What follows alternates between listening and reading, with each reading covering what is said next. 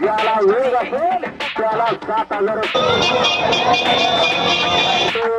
ज्याला वेग असेल त्याला 7,000 रुपये 1 रुपयाचा लाभ असेल. लाभ वेळेकडे चाललेला आणि सगळ्यात पुढे बघतो काय येते काय चाललंय.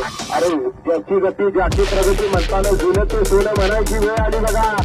आता मैदान केशे रंगत भरले रंग भरण्यासाठी चाललेला प्रयत्न. कुणाल दादा रेस्टार आपण पुढे या आणि जरा कुठे घ्या.